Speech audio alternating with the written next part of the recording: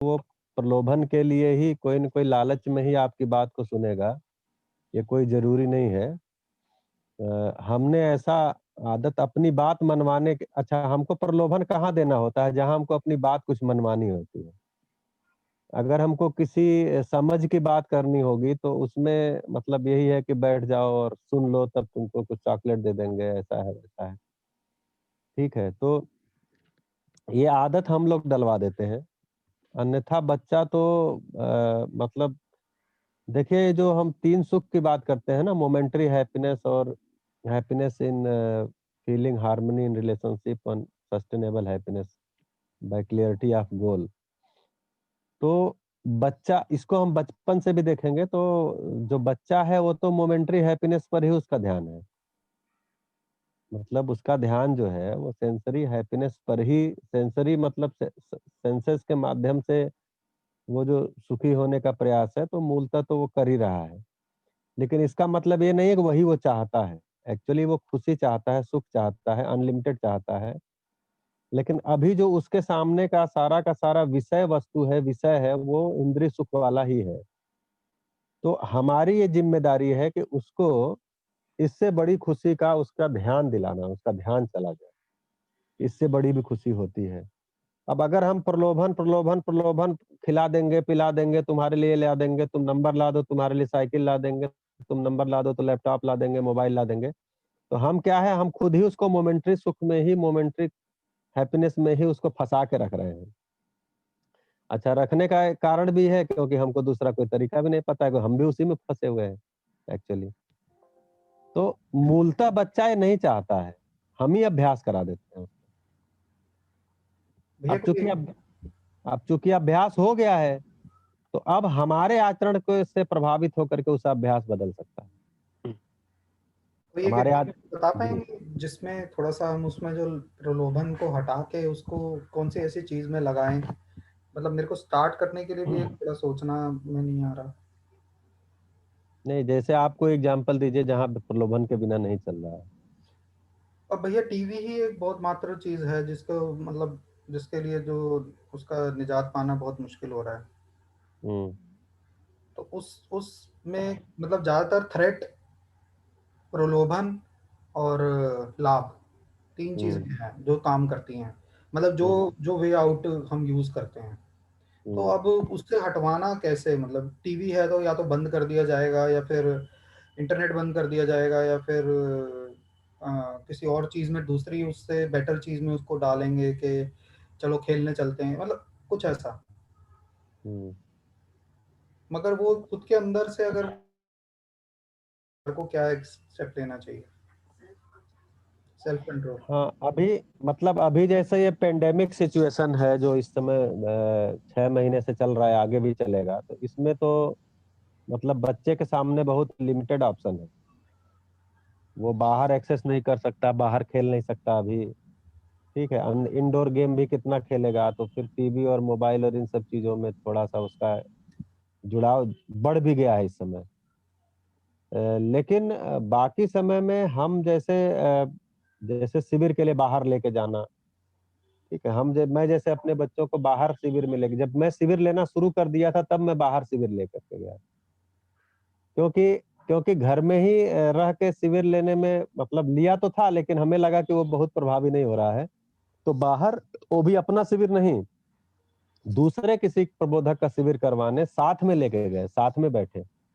तो उससे हम देखे कि आने के बाद बहुत सी चीज़ें पकड़ में आ रही हैं, तो केवल ये जो एक मूवमेंट भी हुआ और उसमें और लोगों को भी देखा और बच्चे भी आए थे, उनको भी देखा। जो बच्चे जैसे मैं इंदौर गया था पहली बार, इंदौर में जो बच्चे रह रहे थे, उनको देखा। तो ये सब जो है वातावरण का जो प्रभाव पड़ा, उसके कारण अगली बार जब हमारा शिविर हुआ था, हम अपने ही शिविर में लेकर के गए। तो अभी तो ये जो स्थितियाँ चल रही हैं, इसमें तो कुछ मजबूरियाँ हैं। मतलब हम अगर वैसी चर्चा घर में करते भी हैं, जो हम लोग यहाँ पर कर रहे हैं, अभी 1.5 घंटे करेंगे। ये चर्चा बच्चों के साथ करें तो शायद उनका इसमें कोई इंटरेस्ट नहीं आएगा। क्योंकि आपको भी हाँ, आपको सुनते हुए, आपको देखते हुए पता नहीं उसको ठीक लगता है कि नहीं, आप साथ बिठाते होंगे, नहीं बिठाते हैं, कुछ सुनने के लिए कहते होंगे कि नहीं कहते, उसमें भी फिर उसका रुचि आता होगा कि नहीं आता होगा, ठीक है? तो चूँकि जिस चीज़ का अभ्यास है, जहाँ उसको खुशी की संभावना पहले से मिली हुई है। और यहाँ आप बता रहे नहीं खुशी मिलेगी, तो मिलेगी में तो एक मतलब इफ़र्ट है ना, लेकिन एक मिली हुई है कि टीवी देख के मज़ा आ गया उसमें जो सीरियल आ रहा है, गेम खेल आ गया, अब ये सब चीज़ें तो उसको मिली हुई हैं। तो अब ये हम बता रहे हैं कि नहीं ये अब हम उनको सीधे बोलते ये मोमेंटरी हैप्पीनेस है, इसमें लंबा नहीं चलेगा और इससे बड़ा जो है वो खुशी जो है वो नियम को समझने से होती है और आप उसमें लगो। शायद नहीं लगेगा। तो कुल मिला के हम अपने जो दिन मतलब जो हमारा साथ में जीने का जो अभ्यास है, उसमें बदलाव करके शायद हम कुछ प्रेरित कर पाएँ, क्योंकि मैंने तो ऐसा ही देखा है अपने यहाँ खासकर कि हम लोगों के जीने में जो बदलाव हुआ उसका तो प्रभाव धीरे-धीरे करके 2-3 साल में पड़ा है और काफ़ी तगड़ा पड़ रहा है। बाकी संजीव भैया भी पेरेंटिंग पे बोलते हैं तो जी। मैं तो हर एक चीज में ना पहले अपने पे लागू करके देखता हूँ। तो मेरे को ऐसा लगता है कि बच्चे को भय से आपने प्रलोभन वाला एलिमेंट बताया, तो लाभ या प्रलोभन से अलग करना है। मैं अपने में जब देख पाता हूँ कि मैं लाभ या प्रलोभन से अलग कब हुआ या अलग नहीं हो पाया, तो लाभ और प्रलोभन का मेरे पे प्रभाव कम होना शुरू हुआ, वो कैसे हुआ? मतलब मैं अपने करियर को ही देख रहा हूँ, तो बच्चों की बात नहीं कर रहे, शादी के बाद की बड़ी उम्र की अपनी बात कर रहा हूँ। हम लोगों ने अपने करियर में, प्रोफेशनल करियर में कई बार नौकरियां बदली, ठीक है? और हर बार नौकरी बदलने का मेन मोटिवेशन ये रहता था कि अगली जॉब में पिछली जॉब से 20, 30, 40% ज्यादा पैसे मिल, है ना? इसमें कोई दो राय वाली बात मोटा-मोटा सा अगर देखें तो नहीं है। हम सब भी लोग कुछ ना कुछ बिज़नेस करते होंगे, कुछ ना कुछ नौकरी करते होंगे और उसमें फिर हम लोगों के कुछ निर्णय रहते हैं नौकरी बदलने का, बिज़नेस में भी कुछ करने कराने का। तो अपने में मैं देख पाया कि ज़िंदगी का एक बड़ा भाग जो था, शुरू-शुरू में वो मोटिवेशन जो था वो प्रलोभन वाला ही था। ज़्यादा पैसे मतलब ज़्यादा सैलरी मतलब प्रलोभन। अब मेरे पे वो इफ़ेक्टिव कब कम होना शुरू हुआ? जब मुझे ऐसा लगा कि कुछ जिज्ञासाएँ हैं, वो जिज्ञासाएँ शांत होना ज़रूरी है। तो मेरे को ऐसा लगता है कि हर बच्चे में भी जो है वो क्यूरोसिटीज़ रहती ही हैं, बच्चे के प्रश्न रहते ही हैं। और मैं काफ़ी बार अपने आस-पास देख पाता हूँ कि पेरेंट्स के पास में बच्चे को सही आंसर देने के लिए नहीं रहता। तो उसका ध्यान बटाने के लिए कि भैया ये हमारे को तंग ना करे, हमसे मुश्किल सवाल ना पूछ ले, कहीं न कहीं पर ये रहता है कि भैया तुम खेलते रहो, है ना? तुम पढ़ लो, तुम ट्यूशन, इस तरह से जो है वो कुछ ना कुछ भैया तुम नहीं तो ऐसे ही बैठ के बात करेगा तो पता नहीं क्या पूछ ले, और हमारे पास में उसका कुछ अपने पास भी प्रैक्टिकल आंसर नहीं रहता है। ठीक है? तो तो हमने अपनी जैसे आपको मैं देखता हूँ, आपको और गुरलीन जी को, मतलब आप दोनों या दोनों में से एक ना एक तो कम से कम हमेशा पिछले 6 महीने से लगातार हर सेशन में बैठता है। अब आप ये देखो कि आपको भी तो कोई ना कोई काम होता होगा, कोई जॉब होगी, कोई बिज़नेस होगा, है ना? मतलब वहाँ पे भी चाहें तो कुछ कर सकते हैं, लेकिन आप इधर क्यों आए? आप क्या इधर प्रलोभन की वजह से हर सेशन में आते हैं? हम आपको कितने पैसे देते हैं? ठीक है? तो अपने में जब हम एक्सप्लोर करें कि मेरे में परिवर्तन कैसे आया, मेरे आचरण को गवर्निंग फैक्टर क्या है, तो नियम पकड़ में आता है यहाँ पर। ये चैतन्य पक्ष को समझने का जो स्टार्टिंग पॉइंट है वो खुद ही है।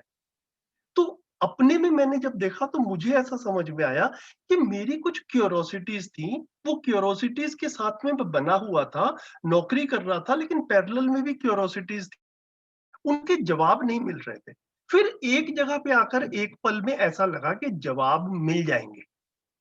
तो जब वो जवाब मिल जाएँगे, तो वो भय अपने आप, वो जो प्रलोभन वाला पार्ट था, वो अपने आप जो है ना, वो हल्का पड़ गया। वो जितना प्रभावशाली पहले था, वो नहीं था। वो उतना नहीं रहा। तो अपने में भी जब आप देखें कि अपनी जिज्ञासाएँ रहती हैं, वो जहाँ पर उनके जवाब मिल रहे होते हैं, वहाँ वो शांत हो रही होती हैं, तो कोई भय प्रलोभन जो है ना, फिर उनका असर कम होना शुरू हो जाता है। यही नियम बच्चे के साथ भी लागू होगा, मुझे ऐसा लगता है। तो बच्चे की भी अपने आप ही क्यूरोसिटीज़ होती हैं, वो एक एंगल है। दूसरा, हम समझदार माता-पिता होते हुए बच्चे की जिज्ञासाएँ उभार भी सकते हैं। बच्चे का किसी तरफ ध्यान नहीं जा रहा है, तो भी हम हल्के से हल्की-फुल्की चर्चाओं से उसका ध्यान जो है बच्चे की उम्र के अनुसार, है ना? इस तरफ जो है ये सुख के जो 3 ग्रेड्स हैं और बाकी वैल्यूज़ हैं, उम्र के साथ-साथ जैसा उचित लगता है, वो हर पेरेंट्स अपने घर के माहौल के हिसाब से बच्चे से बात कर सकते हैं। मुझे ऐसा लगता है कि वो जिज्ञासाओं वाला पार्ट सही तरह से जी पाऊँ, इसके लिए जब हम एनेबल करने की कोशिश करते हैं बच्चे को, और जैसा हम बच्चे को एनेबल कर रहे हैं, वैसा बच्चा हमें जी भी रहा है। हम बच्चे को क्षणिक सुख से दूर करें और खुद क्षणिक रूप में डूबे रहें। बच्चे को टीवी से दूर करें, मम्मी-पापा खुद टीवी में डूबे रहें, ऐसा तो होने वाला नहीं है। तो तो अपने में जितनी क्लैरिटी बनती है और ये बनता है निष्कर्ष कि ये जीने का सही मॉडल है। क्षणिक सुख जो है वो अपने लिए भी इवेंचुअली फुलफिलिंग नहीं रहता और सामाजिक स्तर पर भी उसकी जो है वो परेशानियाँ हैं। तो ये हमारे बच्चा भी इसी इन संघर्षों से जूझेगा, इनर कॉन्फ्लिक्ट से। अपनी भी क्लैरिटी बने और बच्चे की भी हम तैयारी करें। मैंने ऐसा देखा कि हमारे घर में धीरे-धीरे करके जो है ना, ये इसके ऊपर जैसे चरण भैया भी कह रहे हैं, ये ओवरनाइट नहीं होता, इट्स अ कंटीन्यूअस प्रोसेस। लेकिन इसको स्टार्टिंग पॉइंट में ऐसे मैं देखता हूँ भैया थोड़ा-थोड़ा। अच्छा भैया, बहुत बढ़िया। मेरे को काफ़ी समझ बनी। जहाँ तक टीवी का सवाल है, टीवी तो हम खुद नहीं देखते as a parent, definitely mobile use करना पड़ता है काम के लिए। बच्चों के लिए जहाँ तक क्वेश्चंस की बात है, वो बहुत ज़्यादा इंक्विजिटिव होते हैं और बहुत क्वेश्चंस पूछते हैं। उस चीज़ में भी कोई परेशानी नहीं रहती। हाँ, मगर टीवी की तरफ रुझान जो है वो काफ़ी ज़्यादा है, और उसको लेके आपने जो बात बोली बहुत सटीक है। मेरे को सिर्फ़ उसके लिए एक चीज़ ये समझनी है कि जो आपने जो बात बोली कि लाभ, मतलब हमारे में क्यों चेंज आया, तो मैं देख रहा हूँ ओवर अ जर्नी जो भी इस एज में आके जो समझ बनी है, वो डेफ़िनेटली आज से 10, 15, 20 साल पहले नहीं थी। मगर कुछ ऐसा to start with, to take the first step ladder का, तो वो कैसे मतलब एक बच्चा है अगर 10 साल का, और तो एक छोटा भी है 4 साल का, तो वो किस तरीके से अगर आप उनको देखते हैं? क्योंकि मेरे को और वाइफ को भी इस चीज़ के बारे में ना कोई आंसर नहीं मिल रहा, और हम भय और प्रलोभन में ही रह जाते हैं, और यही चीज़ मेरे को अपने काम से रिलेटेड भी पूछनी थी कि अगर किसी से काम भी अगर हम ले रहे हैं, चाहे वो एम्प्लॉयी है, चाहे वो क्लाइंट है, तो उस जगह पे भी ये चीज़ जो है ये बहुत ज़्यादा सक्रिय है। इट्स वेरी मच एविडेंट कि हम मतलब उस चीज़ का यूज़ करते हैं। मैं भैया इसको हाफ मिनट बोलता हूँ, फिर शरण भैया को कह दूंगा। एक तो भैया मेरे को ऐसा लगता है कि किसी को ना कुछ छुड़ाने वाला पार्ट जो है ना, वो छुड़ाने से पूरा पड़ता नहीं है कि इसका टीवी छुड़ा दें या इसकी कोई और बड़ा व्यक्ति हो गया उसकी कोई और बुरी आदत है उसको छुड़ा दें। एक्चुअल में हर मानव सुखी होना चाहता है, सुख की तलाश में है। तो जो भी वो कर रहा है, बेशक टीवी देख रहा है, बेशक कुछ और कर रहा है, उसको उसमें सुख मिल रहा है। हम उसको उससे बड़ा सुख चखा पाएँ, तो वो छोटे सुख से बड़े सुख की तरफ स्वयं स्फूर्त विधि से जाता है। ठीक है? तो अभी हम उसको जिस तरफ ले जा रहे हैं, वो हम रोचक नहीं बना पा रहे हैं शायद, जिज्ञासाएँ और ये जो दूसरे वाले जो ये चर्चाएँ हैं, अब देखना ये पड़ेगा, ये यहाँ पर हम सबके जो है ना वो मिले-जुले एफर्ट्स हैं, और मेरे को लग रहा है कि हस्बैंड वाइफ आपस में भी बात करेंगे, और जैसे हम ये गोष्ठियाँ वगैरह करते रहते हैं, इसको भी देखेंगे ही कि इन चर्चाओं को कैसे रोचक बना पाएँ कि बच्चे को ये लगे कि उसको टीवी से ज़्यादा इस चर्चा में ज़्यादा अच्छा लग रहा है ना? इन बातों में अच्छा लग रहा है, इस तरह की कहानियों में अच्छा लग रहा है। तो जैसे हैप्पीनेस करिकुलम में ट्राई किया गया, तो बच्चे कहानियाँ सुनना चाहते हैं, तो हैप्पीनेस करिकुलम में कहानी को बेस बनाया गया और फिर कहानी पे चर्चा। तो ऐसा लगता है कि अभी बच्चे को इसमें अगर हम टीचर या पेरेंट्स उसमें मज़ा दिला पाएँ, उसको रोचक बना पाएँ, तो बच्चा ऑटोमैटिकली इधर आएगा। अगर उसको ये बोरिंग लगेगा, तो फिर वो जो कर रहा है, कंप्यूटर गेम है या टीवी है, फिर वो जहाँ उसको ज़्यादा सुख मिलेगा, वो वहीं जाएगा। तो हमें अपनी योग्यता भी बढ़ानी है। ये मुझे लगता है, शरण भैया आप कुछ ऐड करें तो बताएँ?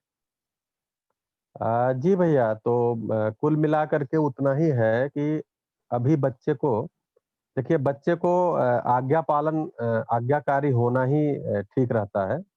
उसके पीछे का कारण ये है कि उसको अभी जो है वो ज़िंदगी की समझ और चीज़ें और शरीर को सँभालना, अपने शरीर को भी सँभाल नहीं पाता, अपने शरीर के लिए उपयोगी चीज़ों का उत्पादन नहीं कर सकता।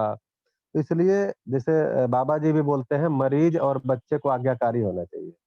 मरीज अगर अपना दिमाग लगाएगा तो ठीक नहीं होगा कभी। इसलिए जिसको भी उसने माना हुआ है कि शरीर के विशेषज्ञ हैं, डॉक्टर को, चिकित्सक को, वैद्य को, तो उनकी जो कुछ भी पथ्य परहेज है, जो दवाई है, उसको करता रहे, अपना दिमाग ना लगाए कि भाई मैंने देखा है हमारे पिताजी 75 साल उम्र है, वो कोई दवाई अगर डॉक्टर लिख दिए तो हमसे पूछेंगे, ये वाला किस चीज़ का है, ये वाला किस चीज़ का है, ये वाला किस चीज़ का है? तो हम उनको बताते हैं कि अलग-अलग चीज़ों का नहीं है, ये सब मिला कर के आपके बीमारी की दवा है।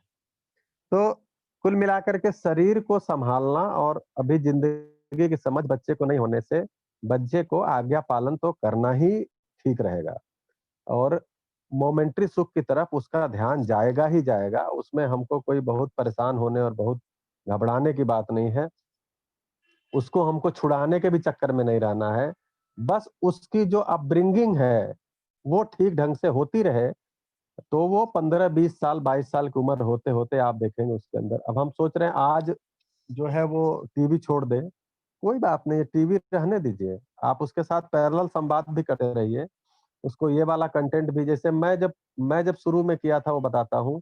मैं बार-बार जो है अपने बच्चों से यही प्रश्न करता था कि जब एक शिविर कर लिए कि आप जीवन हो, शरीर नहीं हो। ये कितने देर आपको ध्यान रहता है? तो हँस देते थे। बहुत दिनों तक साल 2 साल तो उनका ध्यान ही नहीं गया कि हम जीवन है, शरीर नहीं है। लेकिन साल 2 साल बाद उनको खुद ही कहने लगे कि मतलब शरीर नहीं है, शरीर को जो ज़रूरतें हैं वो तो कोई दिक्कत नहीं है, कम-ज़्यादा हो जाएगा, लेकिन जीवन की ज़रूरतें पूरी होनी चाहिए, समझ होनी चाहिए। तो ये वाला जो भी अभ्यास कि जीवन हूँ मतलब शरीर नहीं हूँ, जीवन हूँ, ये धीरे से कहीं से भी कविता भी है उसमें, चेतना विकास मूल्य शिक्षा में देखेंगे तो कविता भी है, या आई एंड बॉडी की कहानियाँ भी हैं अपने हैप्पीनेस करिकुलम में। तो ये वाला ध्यान अगर हम केवल बनाते रहे ना बच्चे का, तो बहुत समय के बाद 2-4 साल, 6 साल अभी बच्चे मतलब अभी जहाँ छोटे बच्चे हैं उनके तो बहुत टाइम है, आपको कोई परेशान होने की आवश्यकता ही नहीं है। 8 साल, 10 साल तो लगेगा, वो धीरे-धीरे, धीरे-धीरे, धीरे-धीरे, धीरे-धीरे उनका ध्यान हम वैसे जैसे संजीव भैया कह रहे हैं ना ओवरनाइट चाहेंगे या 2 दिन में चाहेंगे तो नहीं होगा, 2 साल में भी चाहेंगे तो नहीं होगा। देखिए क्या है ना कि हम जिस अतृप्ति से गुज़रे हैं, हम चाहते हैं हमारा बच्चा उस अतृप्ति तक ना जाए, वो शुरू से ही इसी लाइन में आ जाए कि तृप्ति पूर्वक ही जीने लगे। तो अभी चूँकि मानवीय परंपरा नहीं है, इसलिए ऐसा संभव नहीं होगा। जब मानव परंपरा होगी धरती पर तब वो ऐसा संभव होगा। अभी आप कितना भी कुछ करें बच्चे के साथ, बाहर का वातावरण तो दूसरे ही तरह का है ना। वो जहाँ पढ़ेगा, जिन मित्रों के बीच में बैठेगा, जिन रिश्तेदारी में जाएगा, जिन रिश्तेदार के बच्चों के साथ मिलेगा, उठेगा, बैठेगा, वहाँ तो सारा वातावरण वैसा ही है। तो इसलिए अभी केवल उस इन्फेक्शन से आप बचा लें, इतनी ही बहुत बड़ी ज़िम्मेदारी है। बाकी उसकी अपब्रिंगिंग में सारी चीज़ें शामिल रहेंगी। एक समय के बाद जब वो अपने जैसे स्वावलंबन की तरफ जब वो जाए, अपने मतलब जिसको हम बोलते हैं पढ़ाई-लिखाई पूरा करके गृहस्थ जीवन की तरफ, तब तक के लिए आपको उसकी तैयारी करानी है, ऐसा मुझे लगता है। मतलब मैं तो ऐसी ही दृष्टि के साथ अपने बच्चों के साथ कर रहा हूँ। ठीक है भैया, थैंक यू। नमस्ते भैया, मैं 1 मिनट कुछ कहूँ? उम, आपने जो बोला ना टीवी से ध्यान हटाने का और भैया लोग भी बिल्कुल वही कह रहे हैं कि कुछ सार्थक, कुछ बड़ी चीज़ नज़र आएगी, तो वो उधर से ध्यान हटेगा। तो अभी शुरू में मुझे लगता है आप अगर कुछ कोई क्रिएटिव चीज़ों में उनके इन्वॉल्वमेंट कर रहे हैं, उनकी पेंटिंग्स में, कुछ कंस्ट्रक्ट करने में, मैकेनो सेट्स आते हैं, कुछ बना लिया, कुछ कर लिया। कुछ छोटे-मोटे 2-4 पौधे लगाने में, मतलब कुछ और चीज़ में ध्यान लगा दे, पेड़ कैसे जर्मिनेशन हो रही है, वो पौधा बढ़ रहा है। मतलब वो कुछ और चीज़ में ना तो अपने आप थोड़ा ध्यान टीवी से हट के इन चीज़ों में बढ़ेगा। तो उसमें बस यही बात है कि हमको अपना तन भी साथ में लगाना पड़ेगा। उसके बिना फिर नहीं हो पाएगा। थोड़ा-थोड़ा देखिए वो अपने आप छूट जाएगा, क्या कम हो जाएगा टीवी की तरफ ध्यान। मुझे ऐसे ही लग रहा है। Thank you. क्रिएटिव गेम्स का तो विनीता दीदी इन दोनों का घर का ही काम है। तो अच्छा, अच्छा। हाँ, तो फिर तो ज़्यादा दिक्कत नहीं होनी चाहिए।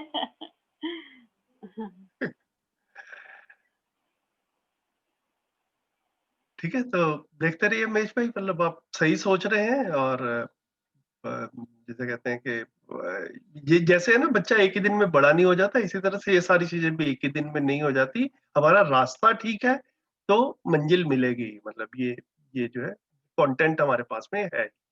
तो बच्चे के साथ में काम करते रहें, साथ में अपने पे काम करते रहें, अपने को अपग्रेड करते रहें। जैसे जैसे बच्चा बड़ा होगा उसकी जिज्ञासाएं गहरी होंगी, हम उन जिज्ञासाओं को हैंडल कर पाए, या कम से कम ये जानते हो कि वो जिज्ञासाएं कहाँ से हैंडल हो सकती हैं, ये हमारा बच्चे के साथ में न्याय होगा। बढ़िया भैया। भैया लास्ट 1 मिनट आप प्लीज इस पे थोड़ा सा बता पाएंगे कि जैसे कोई एम्प्लॉय है या इवन जो वो हैं जो जिस पे आपने बात भी बोली थी, तो थोड़ा सा मेरे को उसमें एक ब्रेक थ्रू चाहिए कि उनको किस तरीके से भय या प्रलोभन के बिना ऐसी बात की जाए कि उनको ये लगे कि हाँ ये काम जो है वो करना भी वो है। कि भैया मैंने ऐसा पाया है अपने में कि इसका ना कोई रामबाण नहीं है कि भैया ये एक फॉर्मूला है ये सब पे काम करता है, ऐसा नहीं है। ठीक है, एक तो हमारी स्थिति अपनी रहती है as a manager, as a business owner, और एक एम्प्लॉय की भी स्थिति रहती है। तो मतलब एम्प्लॉय की भी अपनी मानसिकता कैसी है, कितनी खराब है या कितनी ठीक है, मतलब उसका भी एक स्पेक्ट्रम रहता है, जिसको यहाँ पर मध्यस्थ दर्शन की भाषा में पात्रता कहा गया। तो जिसकी पात्रता अच्छी है ना, मतलब उसके साथ में ज्यादा आसानी से जो है आप ये भय प्रलोभन से इंडिपेंडेंट होकर संबंध बना पाएंगे।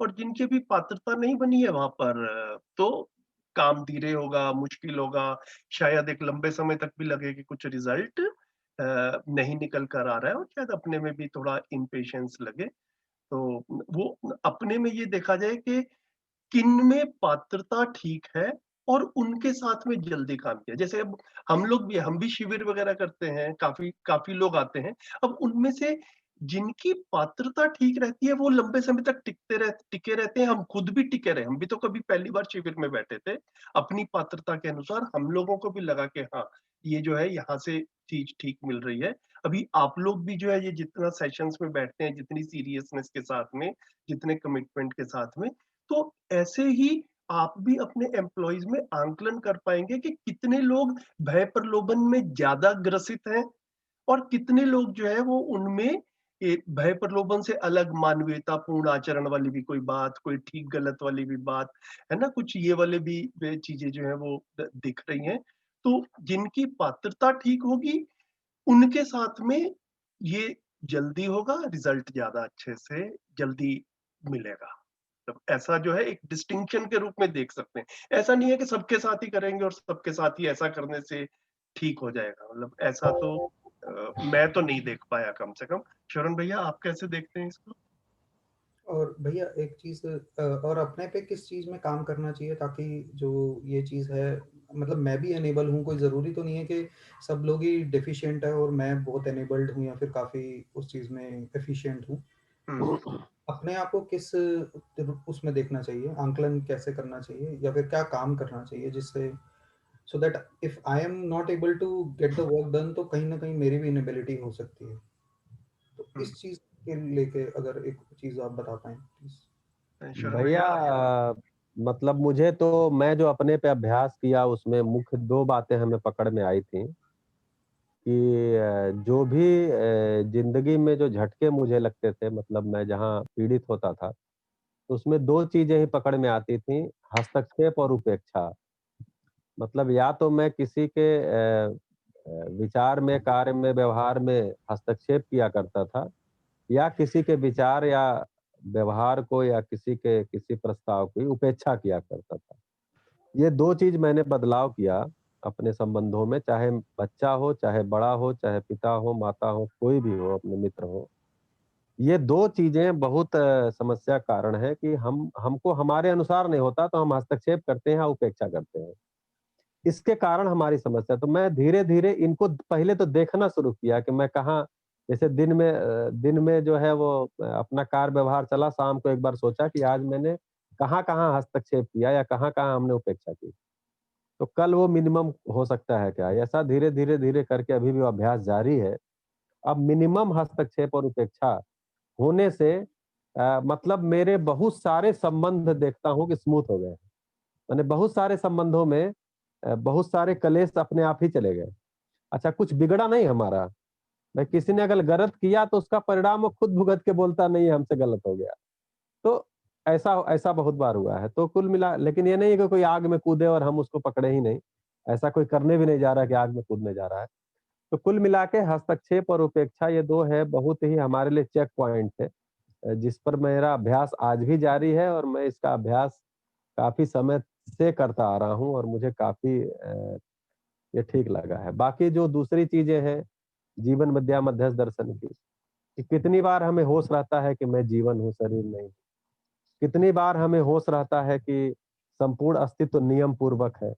मेरे अनुसार कोई नियम बदलता नहीं है। मैं नियम को बदलने और नियम को बनाने नहीं आया हूँ, नियम को पहचानने और उसके अनुसार जीने के लिए मैं इस धरती पर हूँ। इसका होश हमें कितनी देर रहता है।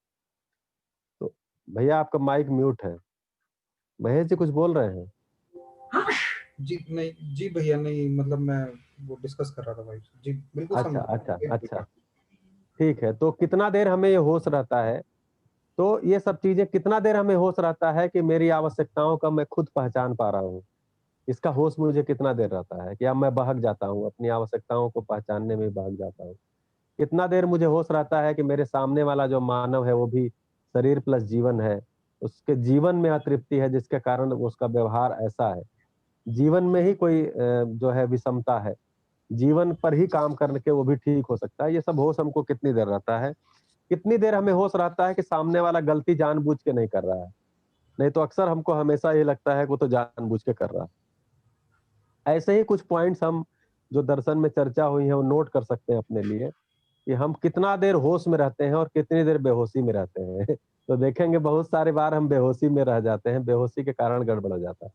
बेहोशी का मतलब कि जो नियम है, जो सत्य है, जो जो न्याय शब्द की चर्चा हुई है, उसमें जो मूल्य है, वो सब चीज़ों का ध्यान कितनी देर रहता है, कितनी देर नहीं रहता है। मैं जीवन हूँ, इसका ध्यान कितनी देर रहता है, कितनी देर नहीं रहता है। ये सब अपने चेक पॉइंट हम बना सकते हैं। जी भैया। बढ़िया भैया, थैंक यू सो मच।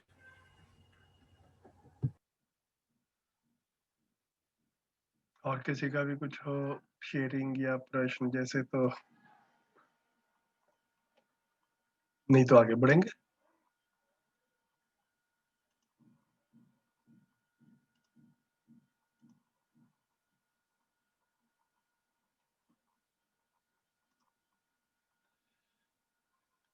बताइए जी, कौन पढ़ेंगे? मैं पढ़ूं? पढ़िए। ओके। प्रश्न। आदमी आदमी के बीच विसंगति और दुर्गति को देखकर कार्ल मार्क्स ने द्वंद्वात्मक भौतिकवाद की अवधारणा दी, जिसे साम्यवाद नाम दिया। उसमें ऐसा सपना दिखाया कि मनुष्य मनुष्य के बीच आर्थिक विषमताओं के चलते उसकी निर्वृत्ति इस साम्यवाद के द्वारा एक राजनीतिक व्यवस्था के अवतरण से संपन्न हो जाएगी। पिछले 70 वर्षों में 2/3 संसार ने साम्यवाद को स्वीकार किया। उसके ऊपर गहरे प्रयोग हुए। उसके वजह से करोड़ों आदमी ने बहुत सी यातनाओं को भी उस स्वर्ग के उतरने की आशा के वशीभूत होकर झेला भी। लेकिन अभी हमने देखा कि साम्यवाद सारी धरती पर कम से कम प्रयोगात्मक रूप में तो बहुत बुरी तरह से असफल हो गया। विश्व में इस बात को हम लोगों ने सिद्ध कर दिया कि द्वंद्व जो है वह आदमी के जीने में सुखी होने का आधार नहीं बन सकता। आपके द्वारा हम लोगों ने सुना है व्यवहारात्मक जनवाद। इसके द्वारा आप मानव मानव के बीच खड़ी होने वाली समस्याओं विसंगतियों को दूर करके समाधान तक पहुंचाया जा सकता है। ऐसा आपने बार बार कहने की कोशिश की है। इसके स्वरूप को स्पष्ट करके समझाइए। उत्तर। द्वंद्वात्मक भौतिकवाद की परिकल्पना है कि जो कुछ भी काम चल रहा है खींचतान से चल रहा है। इसको व्यवहारिक रूप में ऐसे देखा जा सकता है। आपके बल का प्रयोग मेरे साथ होता है, मेरे बल का प्रयोग आपके साथ होता है, इसलिए दोनों का कार्य चलता रहता है, ऐसा सोचा जाता रहा। दोनों का विकास होता है अथवा एक का नाश होता है। एवं एक का विकास होता है, ऐसा सोचा जाता रहा। इसी आधार पर जो बलवान होता है वही रहने योग्य वस्तु है, बलहीन रहने योग्य वस्तु नहीं है, ऐसा द्वंद्वात्मक भौतिकवाद के अनुसार माना जाता है। मैंने देखा है अस्तित्व में कोई खींचातानी नहीं है। एक दूसरे का बल संपन्न होने की स्थिति को मैंने देखा है। एक परमाणु अंश भी बल संपन्न है, परमाणु बल भी बल संपन्न है, अणु अणुपिंड सभी बल संपन्न है।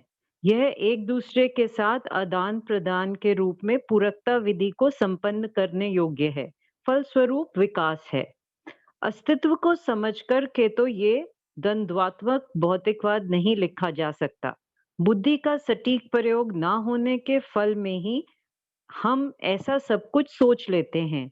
हम रहेंगे, बाकी सब मिटेगा। हमारा धर्म रहेगा, बाकी सब धर्मों का नाश होगा। हम धरती पर रहेंगे, राज करेंगे, बाकी सबका नाश हो जाएगा। ऐसा हल्ला दंगा नारा प्रतिदिन सुनने को मिलता है। ये सब शेख चिल्ली की कथाएं हैं। इनसे कोई निश्चित दिशा लक्ष्य नहीं पाए हैं और ना ही पाएंगे। दिशा एवं लक्ष्य निश्चित होने पर ही निश्चित कार्यक्रम की बारी आती है, ये मैंने देखा है। इसको मैं अध्ययन करता हूँ। जो अध्ययन करना चाहते हैं उसको सटीक अध्ययन कराते हैं। ये हमारा प्रतिदिन का कार्य है। इससे हम आप पर कोई बहुत बड़ा एहसान कर रहे हैं, ऐसा भी नहीं है। हमारा ये काम है। जैसे हवा का काम अपना करता ही है, पानी अपना काम करता ही है, ऐसा ही मेरा काम है, अपना काम करता हूँ। मुझ में दृढ़ विश्वास है। अभी तक हम जितने दिन, जितने क्षण, जितना कार्य कर पाया, इसी अवधारणा और इसी उद्देश्य को लेकर किया हूँ। इसमें मुझे हर मोड़, मुद्दा, कार्य व्यवहार, हमारा उत्पादन, विनिमय हर जगह में आसानी से समाधान मिलता जाता है। इससे मैं सुखी हूँ, हमारा परिवार सुखी है। मुझे ऐसा दिखता है हर परिवार सुखी होना चाहता है। हर मनुष्य सुखी समझदार होना ही चाहता है। कोई आदमी मूर्ख होना नहीं चाहता। इसलिए मूर्ख को भी मूर्ख कहने से वह गाली देगा और कहेगा तुम ही मूर्ख हो। इसलिए अस्वीकृत बात किसी को भी स्वीकृत नहीं होती। मूर्खता, खींचतान, द्वंद्व, द्रोह विद्रोह, झगड़ा मुझको स्वीकृत नहीं है।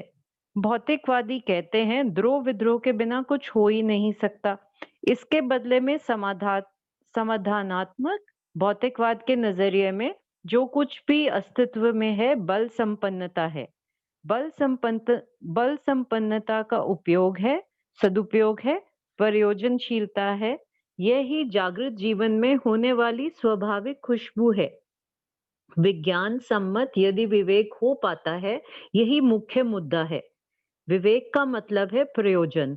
तो प्रयोजन विज्ञान सम्मत हो जाए और विवेक सम्मत विज्ञान हो जाए। विज्ञान सम्मत विवेक का मतलब है जो मानव प्रयोजनों को विश्लेषण करने योग्य हो जाए। यदि प्रयोजन को हम विश्लेषण कर पाते, तब तक हमारा तर्क अधूरा है। अभी तक विज्ञानवादी नियम यह कहता है कि हम तर्क संगत भौतिकवाद दिए हैं।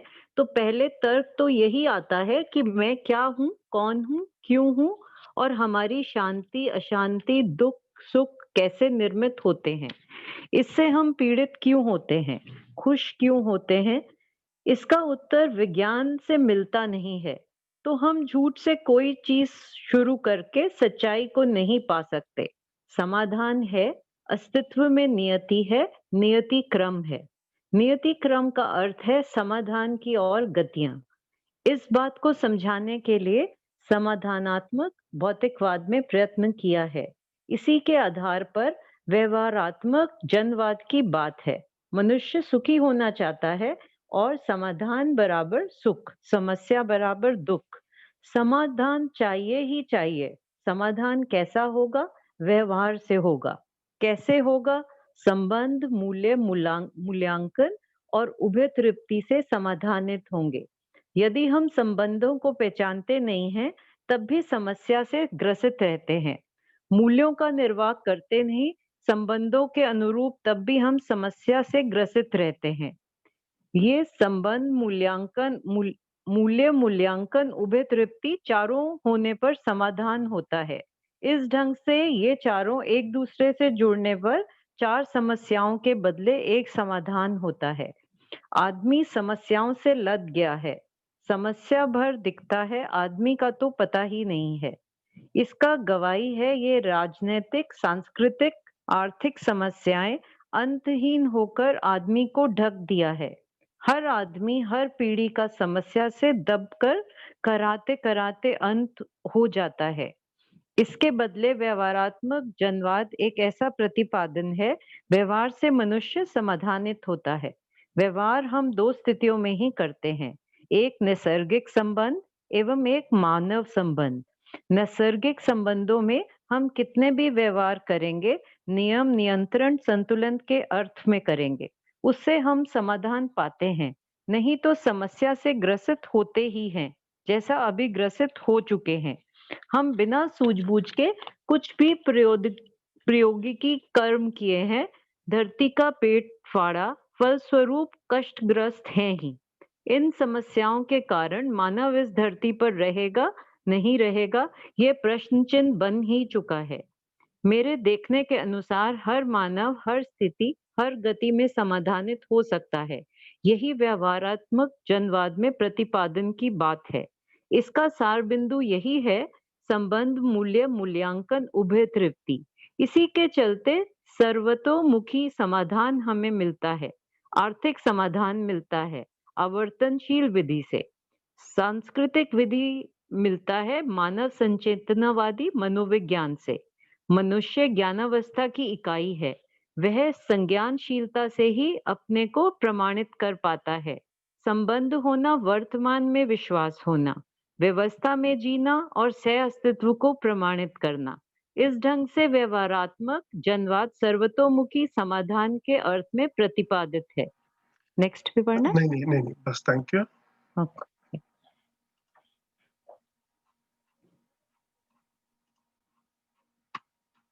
बताइए जी।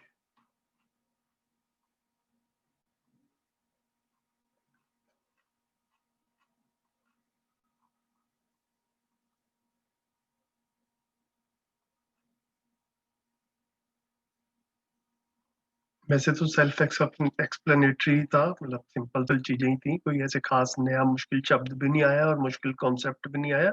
फिर भी किसी चीज की तरफ ध्यान गया हो तो बताएं।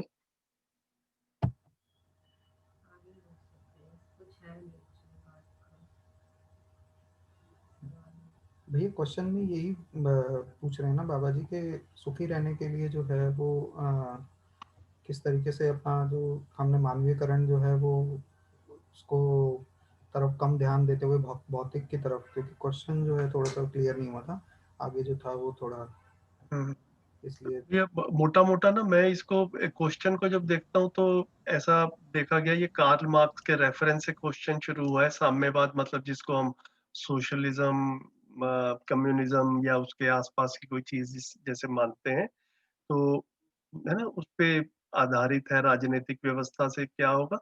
तो इस पे जब हम लोग नॉर्मली जब चर्चा करते हैं तो अभी तक क्या रहता है कि जितनी भी पॉलिटिकल फिलोसफीज है ना, उनमें मोस्टली क्या हुआ है कि पैसा या रिसोर्सेज जो है ना, उनका डिस्ट्रीब्यूशन कैसे होगा, ये उसके मूल में एक जो है वो बुनियादी चीज रही है।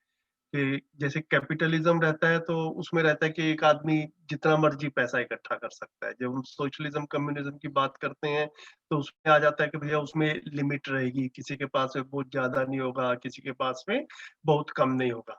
तो पॉलिटिकल फिलोसफीज जब मैं देखता हूँ तो मोटा मोटा सा इन दो एक्सट्रीम्स पे या इनके बीच का कुछ और भी खिचड़ी मॉडल जो है वो निकल कर आता होगा। आधार जो है इनका वस्तुओं का डिस्ट्रीब्यूशन है। अभी हम यहाँ पर जो है मध्यस्थ दर्शन में हमारा ध्यान क्या जा रहा है कि मानव बराबर शरीर प्लस जीवन, है ना। तो वस्तुएं तो शरीर के लिए चाहिए, लेकिन मानव का जीना जीवन प्रधान है। मैं जब सुखी या दुखी होता हूँ तो जितनी घर में चीजें हैं वो चीजें तो कल भी उतनी थी, आज सवेरे तक भी उतनी थी और अभी भी उतनी ही रहती हैं। ऐसा क्यों होता है कि कल मैं सुखी महसूस कर रहा था और अचानक अभी कुछ हो गया और दुखी महसूस करना शुरू कर दिया। उतनी ही चीजों के होते हुए, उतना ही बड़ा घर या फ्लैट और गाड़ी होते हुए, सुबह सुखी महसूस करते हैं, शाम को दुखी महसूस करते हैं। तो ये वस्तुओं से सुख दुख नहीं है संबंधित। इस इस इस रिलेशनशिप को जब हम देख पाए, तो किसी भी पॉलिटिकल फिलॉसफी में जीवन से सुखी होने वाली बात जो है वो आज तक हमारे सुनने में तो आई नहीं है। ठीक है, तो यहाँ पर जो है फिर वो बाबा जी उसको आगे ले जाकर के द्वंद्वात्मक भौतिकवाद की जगह पे समाधानात्मक भौतिकवाद की बात की है। और जो है ये अदरवाइज जो बातचीत वगैरह है उसके लिए व्यवहारात्मक जनवाद जो है, इसके जिक्र पहले भी आए हैं और इस क्वेश्चन में भी बाबा जी ने इस चीज को जो है उस तरफ इशारा किया है। ये द्वंद्वात्मक भौतिकवाद जो है, ये द्वंद्व नहीं है अस्तित्व में, अस्तित्व में कोई खींचातानी नहीं है, अस्तित्व सह अस्तित्व है ना। इतना जो भी शरण भैया थोड़ी देर पहले कह रहे थे और आप जो पूछ रहे थे कि हमें करना क्या है, हमें ये वाले बिंदुओं के ऊपर मनन चिंतन करना है कि मैं रोजमर्रा की जिंदगी में कितनी बार ऐसा देख पाता हूँ कि एग्जिस्टेंस इज को एग्जिस्टेंस, और कितनी बार देखता हूँ या ऐसा मानता हूँ कि एग्जिस्टेंस इज संघर्ष। ठीक है, तो मैं टिकता कहाँ पर हूँ, मेरा निष्कर्ष क्या निकलता है, ये अपने सोचने के बिंदु है। तो अभी आज की स्थिति में भ्रमित समाज में, भ्रमित मानव जाति में हमें संघर्ष दिख रहा है, लेकिन ये संघर्ष स्वीकार नहीं है, ये संघर्ष किसी को भी स्वीकार नहीं है ना। ये जो जितना भी शोषण है, अपराध है, धरती के साथ भी जो ज्यादतियां हो रही है, ये किसी को भी स्वीकार नहीं है। ये जब एक बार टिकता है अपने में आके, तो ये लगता है कि हाँ, हर आदमी इससे, हर मानव, हर देश, हर समाज इससे छुटकारा पाना चाहता है, लेकिन अभी तक उसका समझ में नहीं आया। तो हम लोग को इसको समझेंगे तो धीरे धीरे करके चीजें ठीक हो सकती हैं। ये दिशा जो है दिखा रहे हैं इसमें। पूरे प्रश्न को अगर मोटा मोटा देखें, इसमें भैया अभी जितनी समानता की बात कही जाती है, चाहे वो लैंगिक समानता की बात कही जाती हो कि स्त्री पुरुष में भेद नहीं है, और जातीय समानता की EWS, economically weaker section, BPL, below poverty line, ये सारा कुछ जो मतलब इनको कहाँ लाना है, बिलो पॉवर्टी लाइन को एवं मतलब वही संसाधन सुविधा के मामले में इनको जो है वो सुविधा उपलब्ध कराना है। तो वो भी काम ठीक है, वो होना ही चाहिए। मतलब अगर सुविधा के मामले में ही बहुत सारे अन्याय हुए हैं तो उसको भी ठीक करना ही चाहिए। लेकिन उसके साथ-साथ अगर ये वाला भी काम चलता रहे ना, तो फिर वो जो लोग अमीर हो चुके हैं, वो जो अमीर होके धक्के खा रहे हैं, तो जिनको हम अमीर बना रहे हैं, कम से कम उनको शुरू में ही ऐसा कर दें कि अमीर होके भी वो धक्के ना खाएँ। तो साथ में काम कर सकते हैं।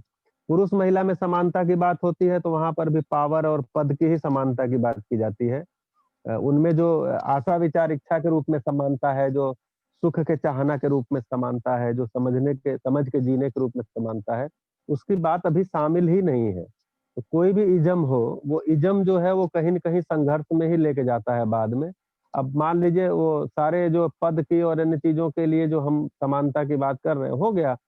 उसके बाद वह व्यक्ति अपनी जाति के अंदर ही वर्गवाद पैदा कर देता है। मैंने देखा है पूर्वी उत्तर प्रदेश में कि जिस जाति वर्ग के लिए काम किया गया, उसी जाति वर्ग में अगर कोई बड़े पद पे चला गया, तो अपने जाति वर्ग के अंदर ही असमानता वहाँ पर आ गई।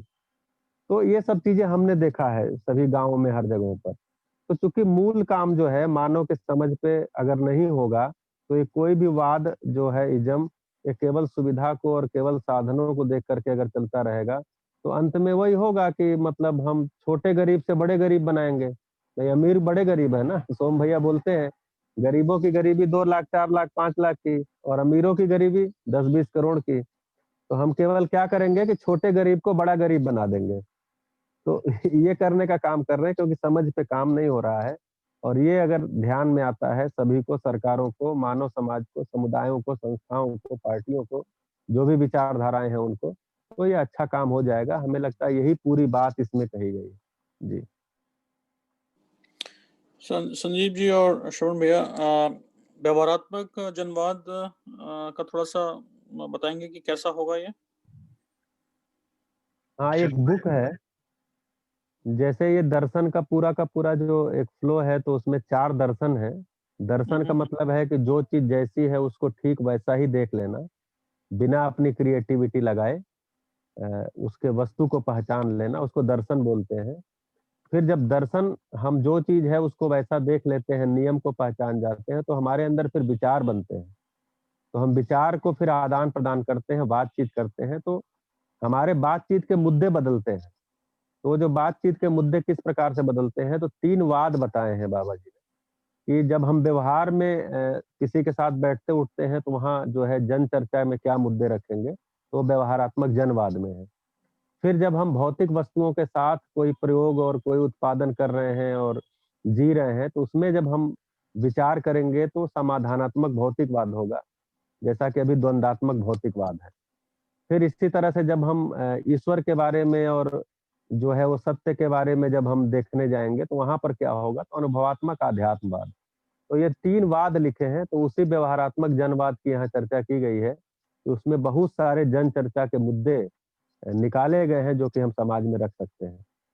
ये जब हो जाता है तो हम जीने उतरते हैं, फिर जीने उतरते हैं तो उसको शास्त्र बोले हैं कि फिर हम व्यवहार जो समाज में जीते हैं तो व्यवहारवादी हो जाते हैं, अर्थात सामाजिक नियमों के साथ जीते हैं। फिर उसमें परंपराएँ क्या होंगी, विवाह पद्धति क्या होगी, कैसे जीने का संस्कृति होगी, ये सारी बातें इसमें की गई हैं। फिर जब हम अपने लिए आवश्यकताओं का जो उत्पादन है, उसके लिए जब लगते हैं तो फिर उसको अर्थनीति कहा है, तो अर्थशास्त्र कैसा होगा, तो अर्थशास्त्र आवर्तनशील होगा। और जब हम कुछ नहीं कर रहे हैं, बैठे हुए हैं, अपने विचार चल रहे हैं, तो उस समय हम जी ही रहे हैं। तो उस समय मेरे मन में जो है वो मनोविज्ञान, अभी जो पूरा मनोविज्ञान है वो मानव संचेतना को ध्यान में रख करके नहीं है। सभी मनोविज्ञान के प्रयोग पशुओं पे, जानवरों पे हुए हैं, बाद में आदमी पे अप्लाई किया गया है। आप लोग साइकोलॉजी पढ़े होंगे, मैं तो केवल एजुकेशनल साइकोलॉजी पढ़ा हूँ। उसमें मैंने देखा है कि समस्त मनोवैज्ञानिकों के प्रयोग मैक्सिमम जो है वो जानवरों पे हुए हैं। फ्रायड ने मानव के ऊपर भी किया है, तो यही बताया है कि मानव का समस्त प्रयास केवल और केवल काम के लिए है। उनकी साइको एनालिटिकल थियरी पूरे दुनिया में फेमस है, जो कि वो बोलते हैं छोटे बच्चे से लेके बूढ़े तक अगर अगला काम। प्रश्न वही है, अगला प्रश्न वही है भैया। अच्छा, तो ये है भैया, तो इसमें ही वाद आता है जिसमें व्यवहारात्मक जनवाद आता है। एक किताब का नाम है। जी, जी। जी, तो व्यवहारात्मक जनवाद में संबंध, मूल्य और उभय तृप्ति, इन सब चीज़ों पर ध्यान दिया जाएगा। हाँ, जन चर्चा के सारे मुद्दे आए हैं। जी, जन चर्चा के सारे मुद्दे आएँगे, विद्यालय कैसा होगा, उसी में अभिभावक विद्यालय की पूरी रचना बताई गई है। हुँ, हुँ। जी। जी, धन्यवाद।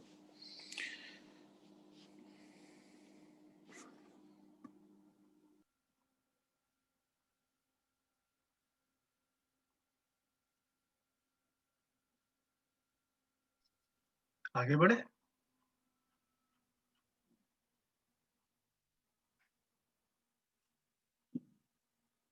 कौन पढ़ेंगे?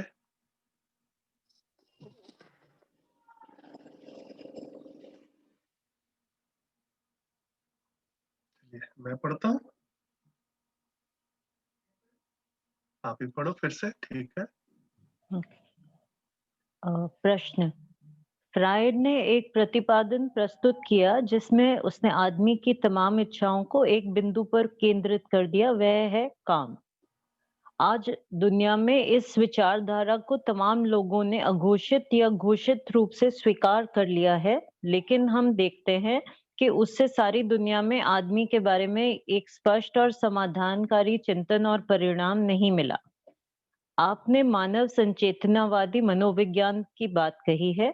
यह मनोविज्ञान किस तरह से फ्रायड के मनोविज्ञान की जगह लेगा?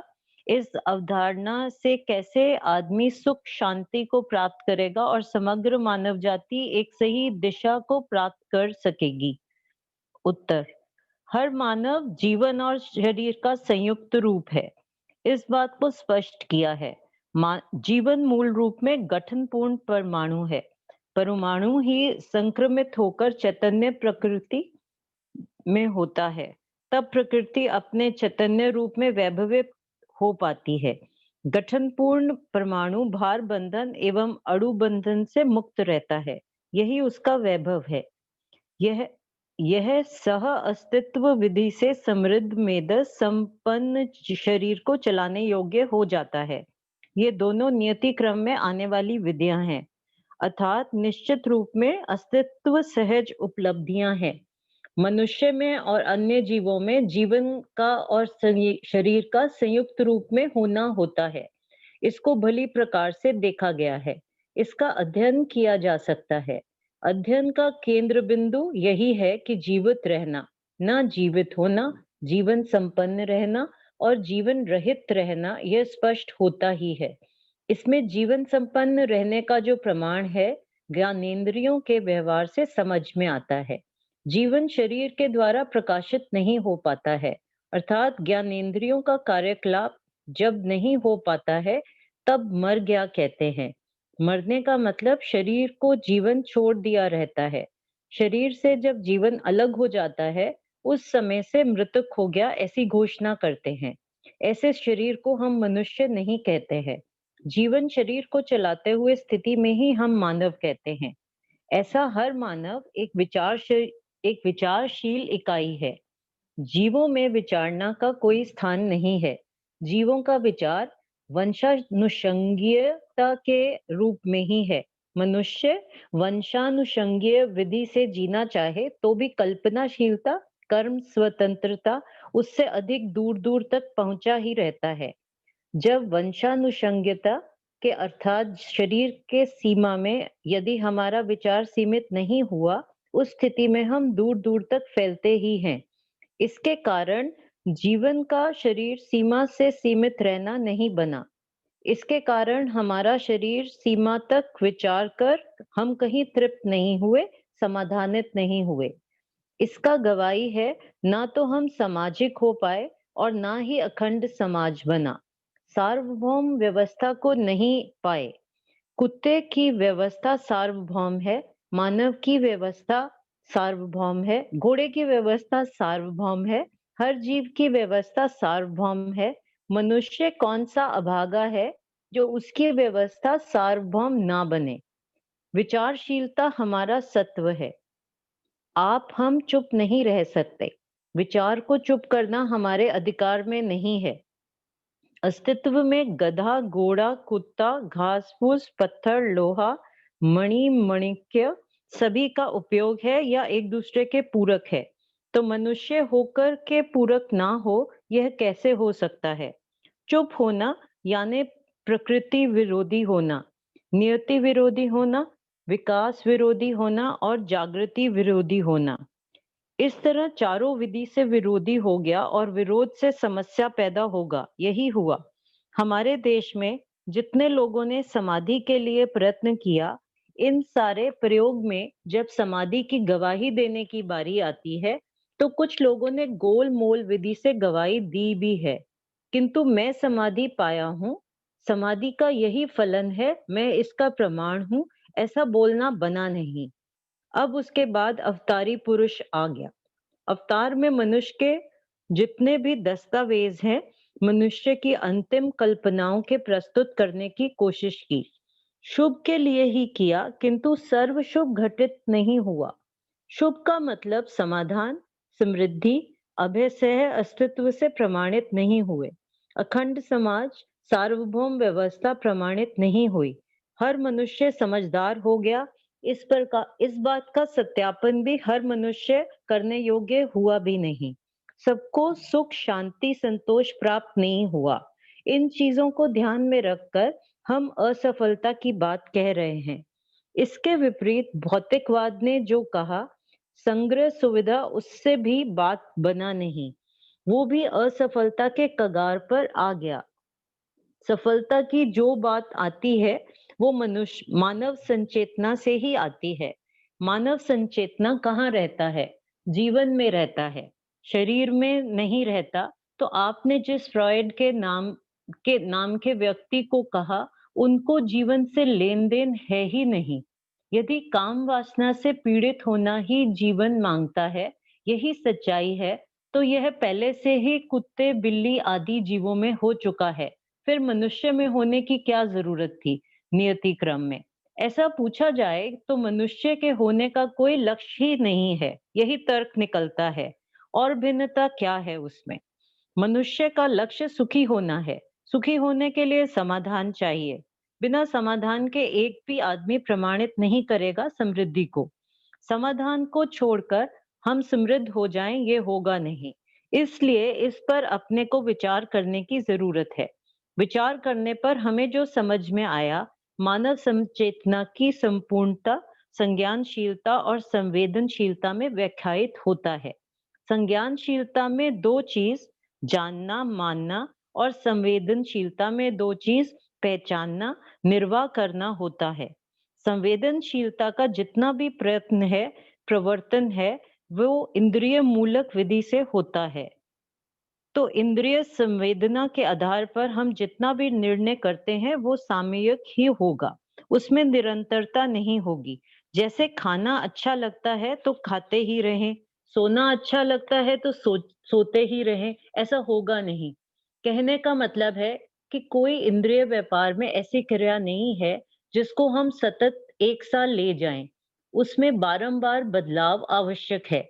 परिवर्तन बिना कोई आदमी निरंतर किसी भी इंद्रिय व्यापार में लिप्त नहीं हो सकता।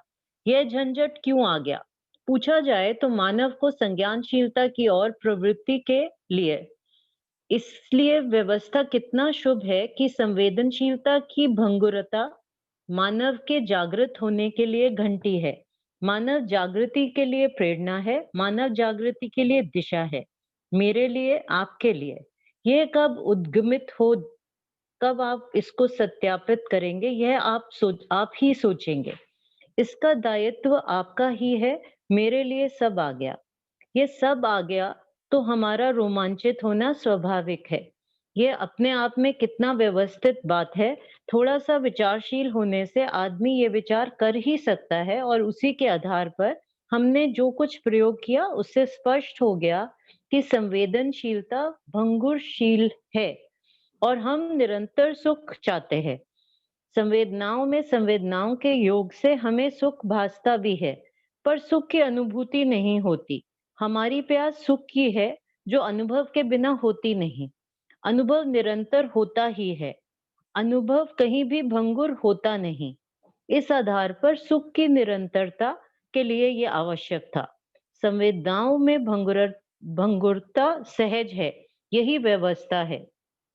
इस आधार पर हम इसका मूल्यांकन कर पाए, उसके बाद संज्ञानशीलता का मतलब निकल गया। जीवन के सभी क्रियाकलाप अनुभव मूलक विधि से अनुप्राणित होना। मानव संवेदना यही है, यही जागृत संचेतना है, जिसको मैंने स्वयं अनुभव किया। मैं आपको अध्ययन कराता हूँ, यह अध्ययन मूलक विधि से ही आएगी। इसको बार बार पठन पाठन से बोध के लिए सहायक हो सकता है। जीवन समझ में आ गया, मानव संचेतना का आधार बन गया। मानवीयतापूर्ण आचरण समझ में आ गया तो परंपरा बन गया। परंपरा के लिए मानव मानवीय व्यवहार को, मानवीयतापूर्ण आचरण को समझे बिना मानव परंपरा होने वाला नहीं है। मानवीय आचरण ही एक ऐसा वस्तु है जो कि सर्व देश काल में एक सा ही है। मूल्य, चरित्र, नैतिकता का संयुक्त स्वरूप आचरण है। चरित्र को बताया स्वधन, स्वनारी, स्वपुरुष तथा दयापूर्ण कार्य व्यवहार। तन मन धन का सदुपयोग व सुरक्षा करना नैतिकता है। संबंधों में मूल्यांकन करना और फल स्वरूप उभय तृप्ति होना ही मूल्य है। जीवन लक्ष्य सुखी होना है, मानव लक्ष्य है समाधान, समृद्धि, अभय, सह अस्तित्व। लक्ष्य के लिए हम हर जगह से नैतिकता को जोड़ते हैं। नैतिकता इसी अर्थों में सार्थक होता है, इसी अर्थ में प्रायोजित हो पाते हैं। मूल्य विधि भी ऐसे ही है और चरित्र विधि में यही है। दुष्चरित्रता में दुखी होते हैं, अनैतिकता में दुखी होते हैं। मनुष्यों का अनादर पर, मूल्यों का अनादर पर दुखी होते हैं। इस तरह से मूल्य, नैतिकता, चरित्र को निर्वाह करना ही मानवीय आचरण है, स्वभाव है। ऐसे आचरण के लिए किस चीज की आवश्यकता थी? वह अस्तित्व, जीवन एवं मानवीयतापूर्ण आचरण के ज्ञान की आवश्यकता है। ज्ञान क्या है? जानना मानना ही ज्ञान है। जानने मानने के बाद ही तृप्ति बिंदु को तलाशने की बात बनती है। जब जानते नहीं, मानते नहीं, तो तृप्ति बिंदु काहे को तलाशेंगे, कहाँ तलाशेंगे? जैसे हम दिल्ली को जानते मानते हैं तो दिल्ली जाने का कार्यक्रम बनाते हैं। अगर हम दिल्ली को जानते मानते ही नहीं तो जानने का कार्यक्रम कैसे मनाएंगे? चंद्रमा को होना मान लिया और चंद्रमा पर पहुंच भी गए। जानने एवं मानने के तृप्ति बिंदु के लिए बहुत कुछ करते हैं, तो मुख्य रूप से करने की बात यही है कि अस्तित्व समझ में आने से सह अस्तित्व समझ में आता है। सह अस्तित्व समझ में आने के फलस्वरूप मानवीयतापूर्ण आचरण आता ही है, निष्पन्न होता ही है। मानव संचेतनावादी मनोविज्ञान में इन सब की पुष्टि है। एक बात और है, जीवन में मैंने 122 क्रियाकलापों को देखा है। इन 122 क्रियाकलापों में से मन कितना क्रियाकलाप होता है वृत्ति में, कितना बुद्धि में, कितना आत्मा में, कितना होता है, इसको स्पष्ट करने की कोशिश किए है। इसका क्या प्रयोजन? इससे यह प्रयोजन है, एक के बाद एक जो सुनने में आया और समझ में आया तो तृप्ति बिंदु के लिए अनुभव करना बन ही जाता है। उसे दूसरों को बोध कराने से अहर्ता आती है। दूसरों को बोध के बाद ही हमारी संपदा का प्रमाण है। हम दूसरों को समझाते हैं तो हमारी समझदारी का प्रमाण है। हम दूसरों को निरोगी बनाने में हमारा धन प्रमाणित होता है। हम धनी हैं, दूसरों को धनी बना दे तभी हमारे धनी होने का प्रमाण होता है। इस ढंग से सरलता से सामाजिक होने की रीति आती है। अभी तक मनुष्य संवेदनशीलता में जीता ही रहा है, इसलिए संग्रह, सुविधा, द्रोह विद्रोह, शोषण की बात आती रही है। इस ढंग से मानव संचेतनावादी मनोविज्ञान का मूल रूप स्पष्ट होता है। वह मूलतः जीवन की क्रिया ही है। जानने के लिए मानना हुआ तो जानने के आधार पर प्रवर्तित होते हैं और पहचानने व निर्वाह करने के क्रम में हम अपने आप से न्यायिक हो जाते हैं, नियंत्रित हो जाते हैं, संतुलित हो जाते हैं, सुखी हो जाते हैं। ये ही कुल मिलाकर मानव संचेतनावादी मनोविज्ञान का प्रयोजन है। ये नेक्स्ट क्वेश्चन दे नहीं पढ़ना। नहीं रुक जाते हैं थैंक यू।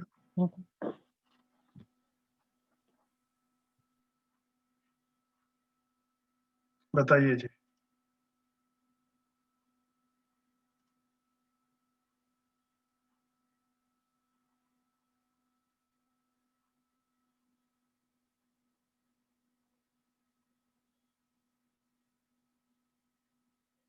भारी हो रहा है क्या कुछ? सब चुप हो गए बिल्कुल।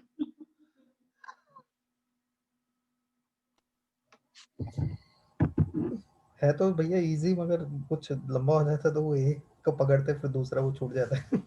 ऐसा लगता है।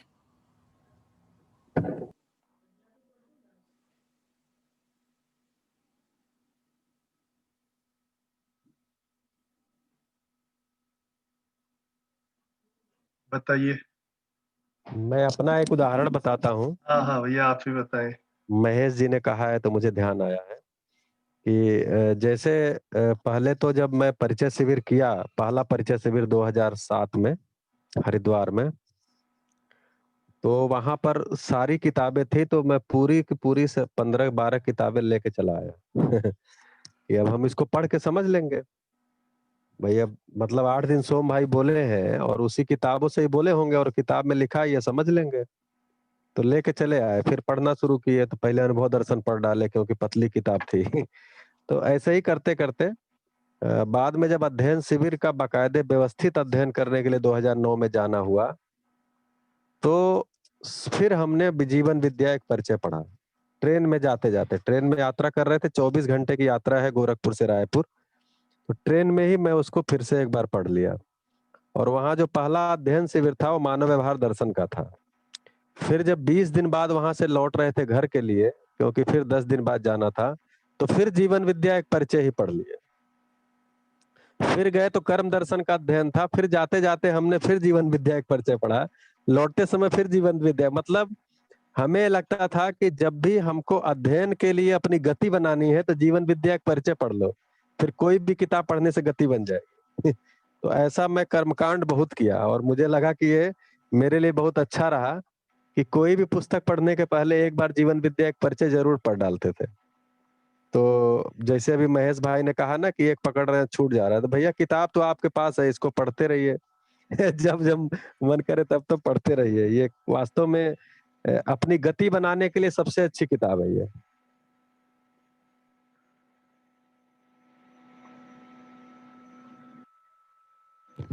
बढ़िया भैया। यहाँ पर बाबूजी ने 122 क्रियाएं उनकी बात आचरण कही है, आचरण आचरण।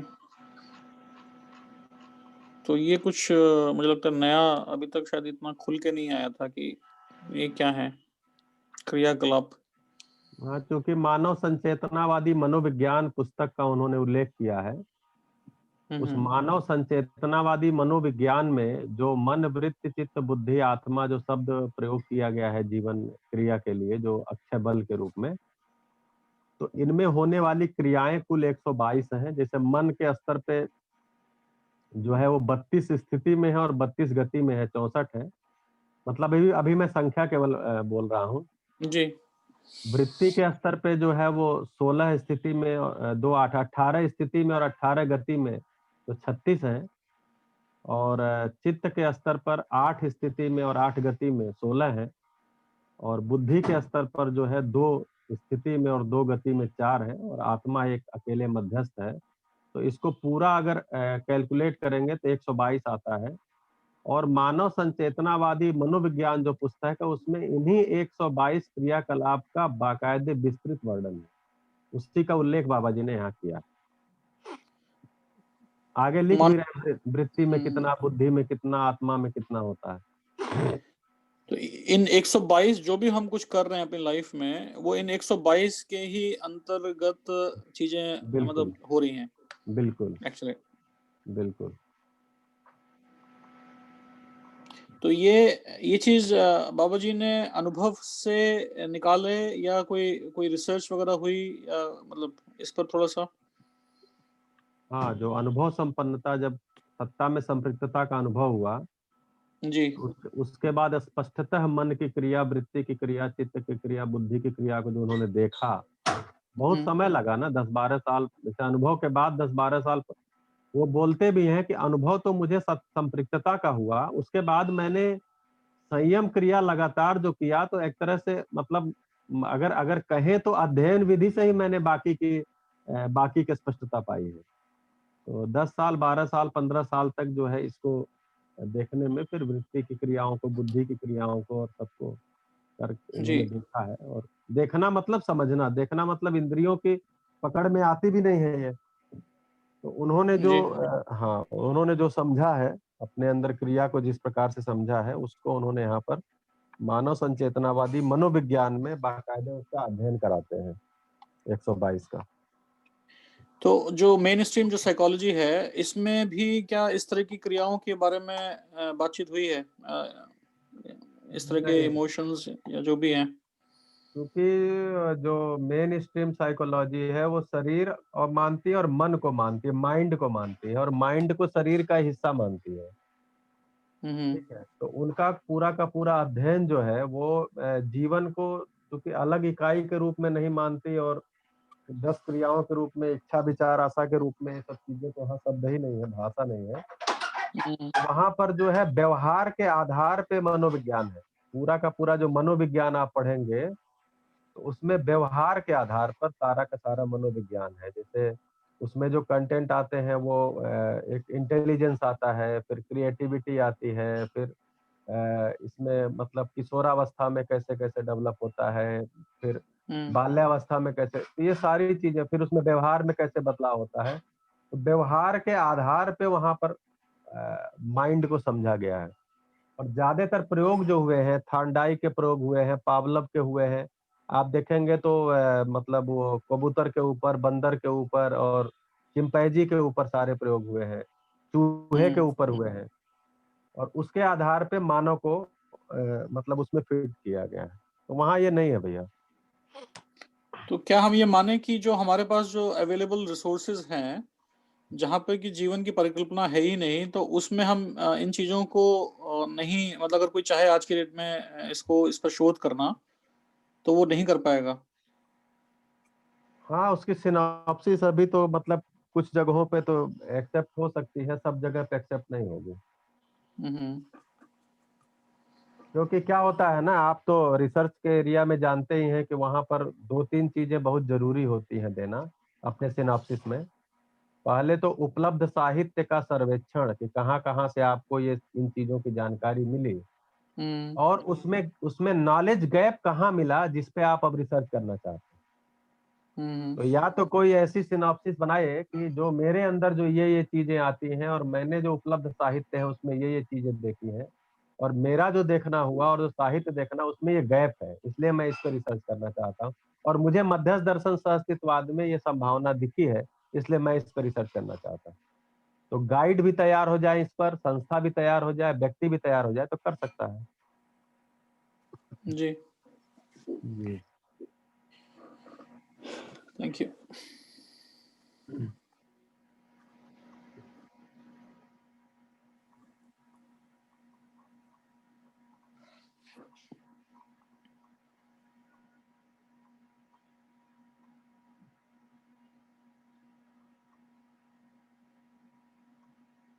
और बताएं।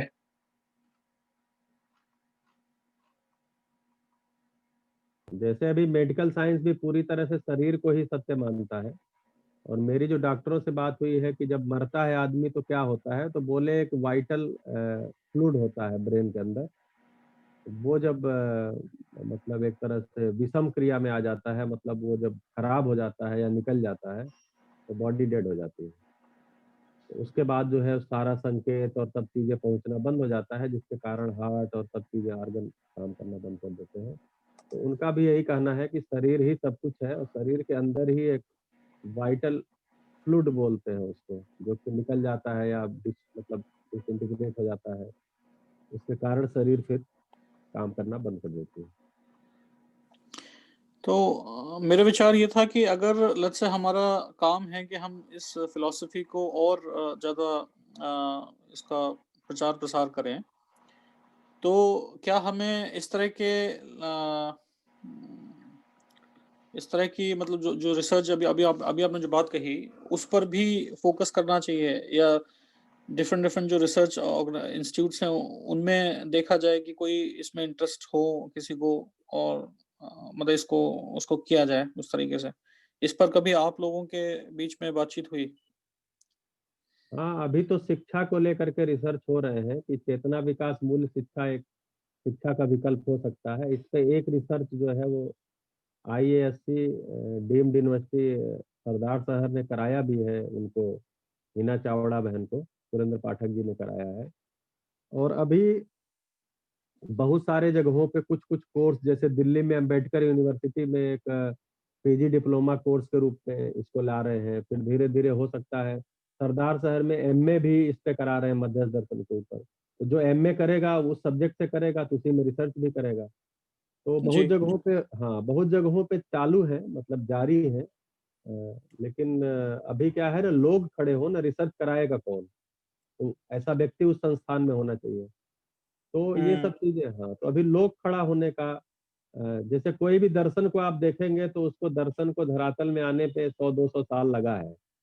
अभी तो इस दर्शन को मतलब लोक व्यापीकरण होने में 20-22 साल केवल समय है, क्योंकि 95-96 के बाद से ही ये लोक व्यापीकरण होना शुरू हुआ इसका। तो 22-25 साल केवल इसकी अभी इस दर्शन की एक लोक व्यापीकरण की आयु है। तो हो रहा है, बाकी आप लोग और लगेंगे इसमें, ऐसी मतलब अपेक्षा है, ऐसी शुभकामना है।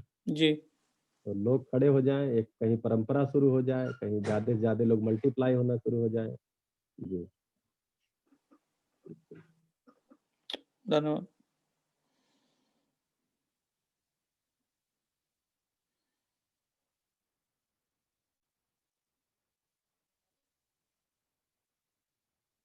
लास्ट के 2 पेजेस रह गए हैं, तो अगर आप लोगों का अनुमति हो तो उसको भी पढ़ के हम पुस्तक को आज पठन पूरा हो गया ऐसा मान के फिर कल आगे चलाएं, या फिर इस लास्ट क्वेश्चन को कल पढ़ सकते हैं, जैसे आप लोगों का मन हो वैसे कर सकते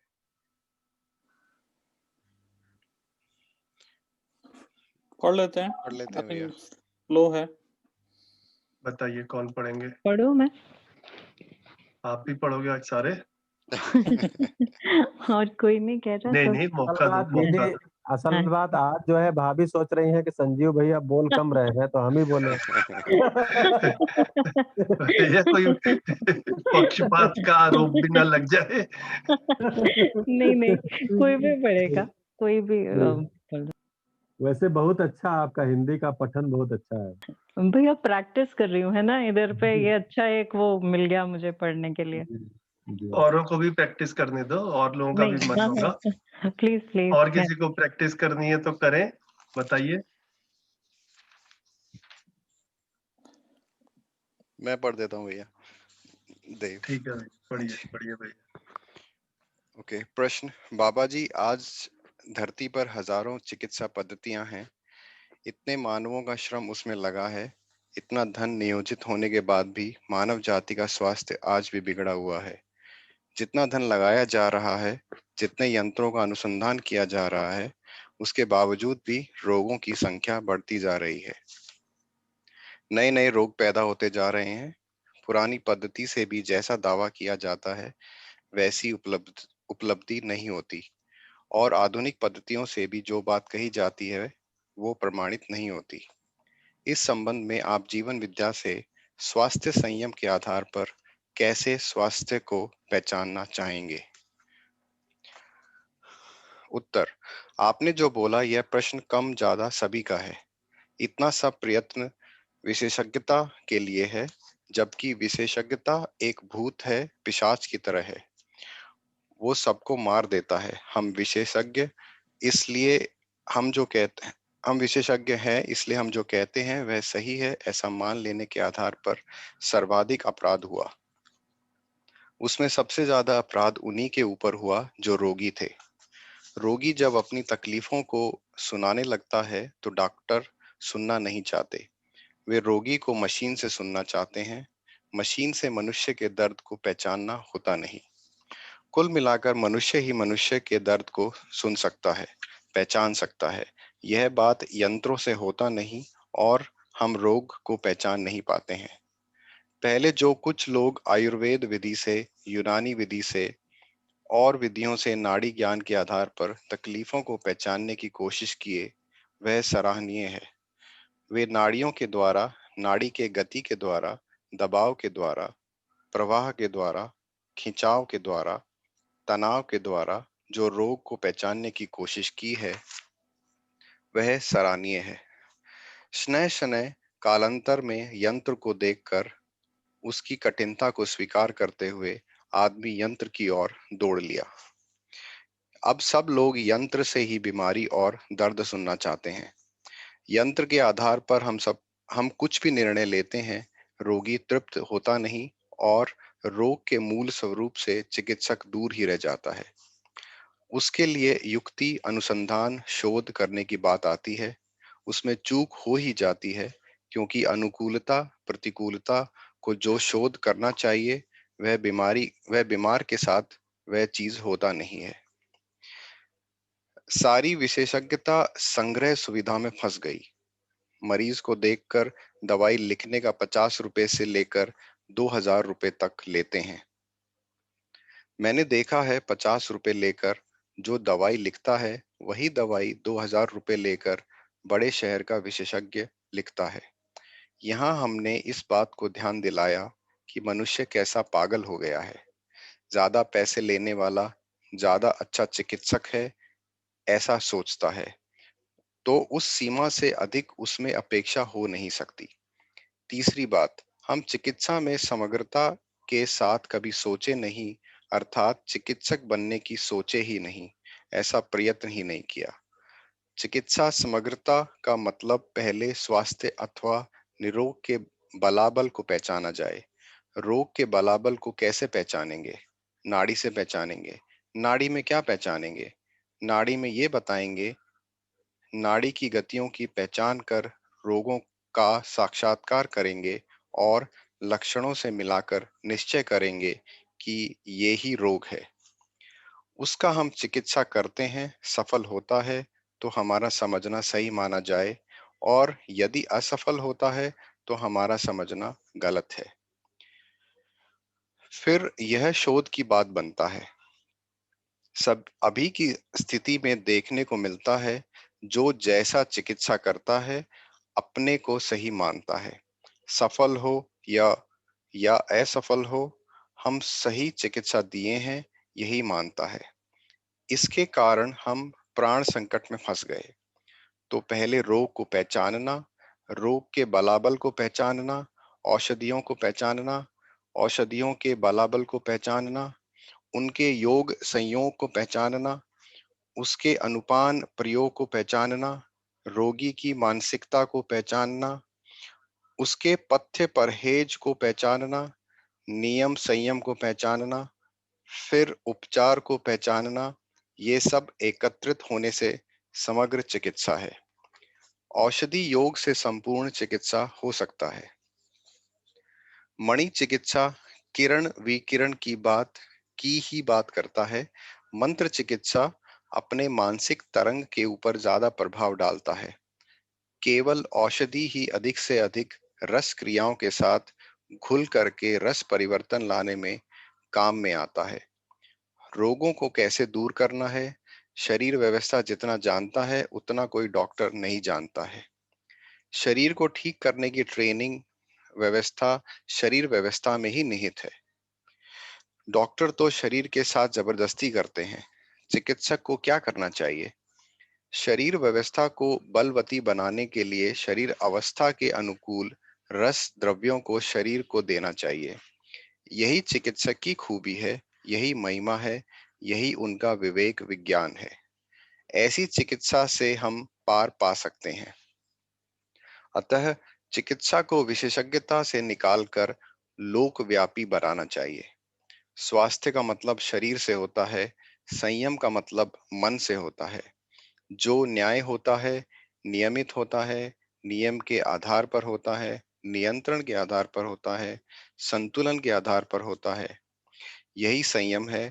अतः संतुलन पूर्वक, न्याय पूर्वक होने वाली मानसिकता को संयम कहते हैं।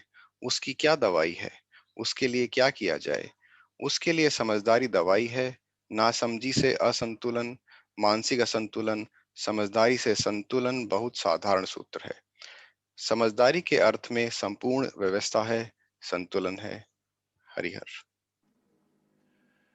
बहुत बढ़िया भैया, बहुत बढ़िया। आप सबको बधाई, पठन पूरा हो गया इस पुस्तक का। और इसके बाद अगले पेज पर ये एक वंदना है, ये जो राहुल जी शेफाली जी ने एक इसको अच्छा सा रूप दे करके शेयर भी किया था ग्रुप में। तो प्रदीप पूरक जी के द्वारा लिखी हुई है। पूरब जी लेखक हैं, कवि हैं इसके। बताइए जी, लास्ट प्रश्न था, इसके ऊपर कुछ स्वास्थ्य से रिलेटेड बात हुई?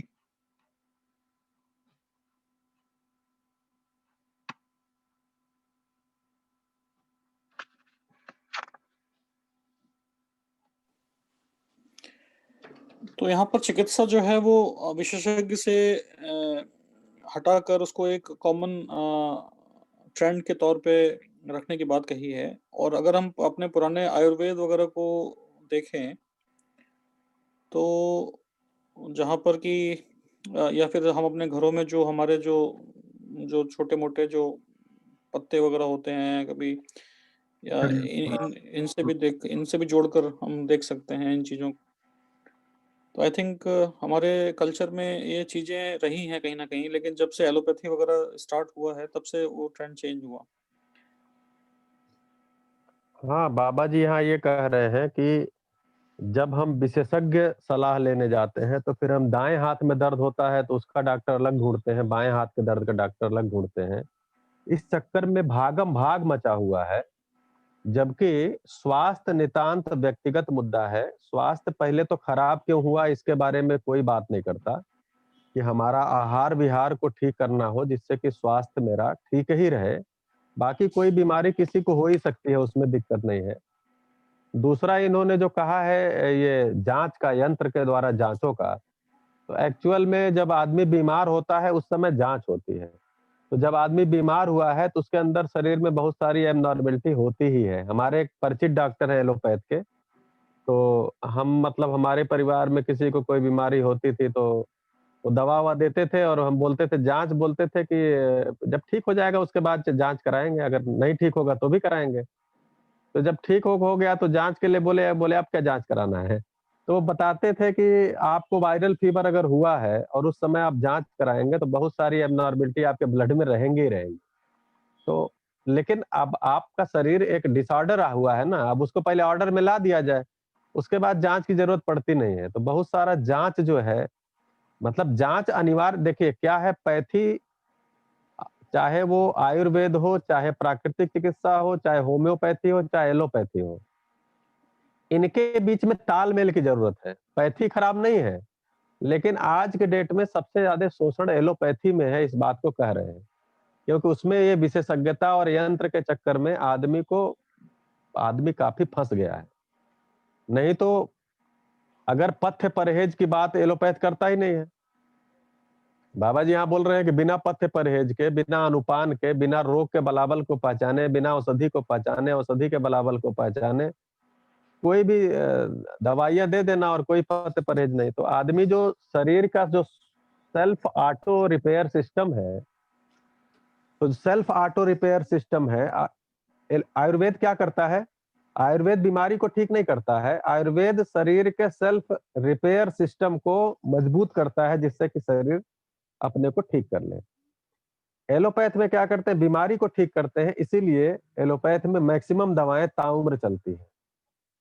थायराइड की हो, ब्लड प्रेशर की हो, शुगर की हो, यूरिक एसिड की हो, हार्ट की हो, ब्रेन की हो, बहुत सारी मतलब आप और सारी गिना सकते हैं। बहुत सारी दवाएं जो है ताउम्र चलती हैं क्योंकि वो सेल्फ रिपेयर सिस्टम के लिए वहां पर उपाय नहीं है। तो आयुर्वेद में ऐसे उपाय हैं, लेकिन आयुर्वेद में रिसर्च नहीं हुआ, आयुर्वेद में और काम नहीं हुआ, वो सब दूसरा मुद्दा है। लेकिन फिर भी एलोपैथ आयुर्वेद को गाली दे, आयुर्वेद एलोपैथ को गाली दे, इसके बजाय अगर इन सारी पैथी के अंदर तालमेल हो, अब मान लीजिए किसी का एक्सीडेंट हो गया, सर फट गया उसका, तो उसको तत्काल सर्जरी चाहिए ना, तो उसको ट्रॉमा चाहिए, उसको एलोपैथ में जाना पड़ेगा। लेकिन हम जो बेवजह की दवाएं दे दे के शरीर को जो बेकार कर रहे हैं, औषधियों को बेचने का जो पूरा का पूरा कार्यक्रम चल रहा है और टेस्टे को बेचने का पूरा कार्यक्रम चल रहा है, ये बेवजह नहीं होना चाहिए, केवल इतना कहने का आशय है। नहीं तो सब स्पेशलिस्ट को ढूंढते हैं, मल्टी स्पेशलिटी हॉस्पिटल खुल रहे हैं। ठीक है, आंख के डॉक्टर अलग, कान के डॉक्टर अलग, जीभ के डॉक्टर अलग, दांत के अलग, मुंह के अलग, दाएं पैर के अलग, बाएं पैर के अलग, ऐसे हो जाएंगे। फिर अंगूठे और उंगली के अलग डॉक्टर हो जाएंगे। तो शरीर तो अपने आप में संपूर्ण में एक व्यवस्था है ना, ये कहने का आशय सारा हो रहा है। जी भैया, यहाँ पर भी जैसे हम लोग यहाँ पे जब सर्दी जुकाम होता था पहले, कोरोना से पहले, या फिर कोरोना के वजह से ना हो, इनफैक्ट कोरोना में भी यहाँ के जो डॉक्टर्स हैं या यहाँ की जो मेडिकल व्यवस्था है, उसमें बहुत कुछ इस बात पे जोर देते हैं वो लोग कि आपको एंटीबायोटिक वगैरह कम से कम दिया जाए और आपकी जो नेचुरल बॉडी है उसी से हील अप हो एक्चुअली।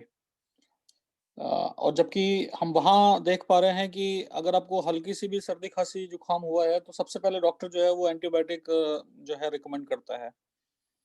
तो हम अपनी बॉडी को अलाउ ही नहीं करते हैं कि वो खुद से जो है हील अप हो।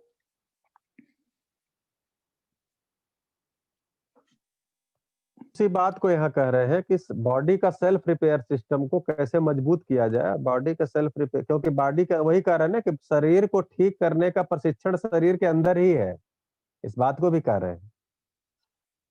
तो शरीर का सबसे बड़ा विशेषज्ञ हमारा शरीर ही है।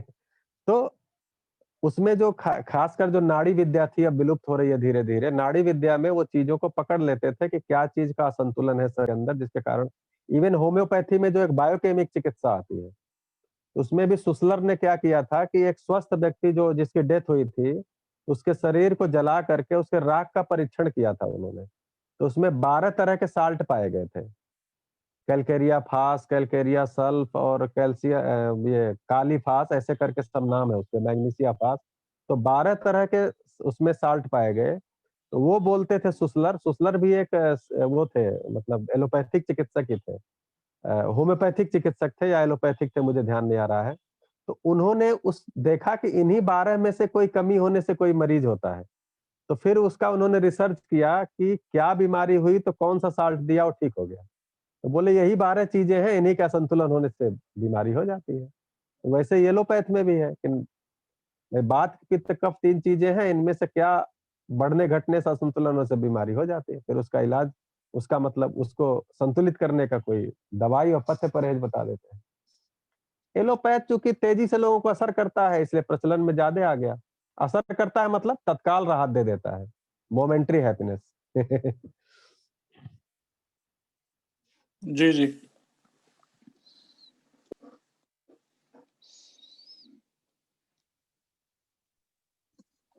नमस्ते भैया। पहले जमाने में भैया वो फैमिली डॉक्टर्स हुआ करते थे जो एमडी पढ़े रहते थे नॉर्मली मेडिसिन। जी, वो जी। काफी अच्छा सिस्टम था। फिर भी आज की स्पेशलिटी वालों से काफी चीजें वो खुद में डायग्नोस कर लेते थे और आपके फैमिली हिस्ट्री, फैमिली का खान पान, ये सब वो उसके ऊपर उनका थोड़ा ध्यान रहता ही था। हाँ, वो कम और से कम सरल शोषण, हाँ, वो कम से कम शोषण नहीं करते थे। मतलब ज़्यादातर वो ऐसी राय देते थे कि आप ऐसा कर हाँ लीजिए, छोड़िए या क्या कराना है। जी। हाँ जी, बिल्कुल भैया। अब वो प्रचलन कम हो गया है, फैमिली डॉक्टर्स अभी दिखते नहीं है, बिल्कुल मतलब अवेलेबल ही नहीं है। नहीं, डॉक्टर के यहाँ तो इतनी लंबी-लंबी लाइनें लगती हैं कि नंबर लगाना ही कठिन है, तो फैमिली में कहाँ हो जाएँगे? फैमिली को क्या राय देंगे? सही है, सही है। नहीं, और आज अपनी फैमिली का कोई सदस्य, मेरे घर में भी एक डॉक्टर है, मेरे रिश्तेदार, मेरी मौसी के बेटे, तो उनके भी घर में उनके पिताजी बीमार पड़े तो एक हॉस्पिटल में एडमिट करा के अपना चले गए, जहाँ उनकी नर्सिंग होम चलता था वहाँ। तो अपने ही परिवार को सँभालने के लिए समय नहीं है तो फिर ये बात बराबर है भैया, क्योंकि सबने करोड़ों खर्चा किए हुए हैं ना अपनी एजुकेशन पे, तो वो निकालना भी तो है ना। बढ़िया रहा, बढ़िया, बहुत अच्छा। आज थैंक एक यू पुस्तक भैया। पूरा हुआ। जी, दीदी। शालिनी दीदी अभी मैं देखा हूँ कि आप जुड़ी हैं। हाँ जी भैया, जिस दिन हिसाब बन जाता है मैं जुड़ जाती हूँ भैया। आपका बढ़िया कहीं है। और भी चलता है भैया। थैंक यू संजीव भैया। स्वागत है दीदी। देखा मैंने आपको 1-2 सप्ताह पहले भी आ रहे हाँ, हैं मेरा आप तो जैसे जमता है मैं भैया बिल्कुल जुड़ती हूँ, क्योंकि मुझे भी करना है कंप्लीट, जितना हो सके लगे हुए हैं। good। ठीक है, तो आज इसका पुस्तक का पठन हो गया। मैं आप लोग देख लीजिए एक बार इसके पन्ने पलट करके दोबारा कंप्लीटनेस में, अगर कुछ मुद्दे होंगे आपस में इंटर रिलेटेड तो कल उनसे बात कर लेंगे। मैं चरण भैया से बात भी कर लूंगा। देखते हैं फिर कल का सेशन आगे से आगे का प्लान करते हैं कैसे चलाएंगे। ठीक है, ठीक है, चलिए। और थैंक कुछ? यू भैया, थैंक यू। चलिए, नमस्ते भैया। नमस्ते। ठीक है, नमस्ते जी, नमस्ते। नमस्ते सभी को। नमस्ते सभी को। नमस्ते, नमस्ते थैंक यू सभी सो को। मच। Thank you. नमस्ते सभी को। नमस्ते सभी को। थैंक यू भैया। थैंक यू भैया। नमस्ते।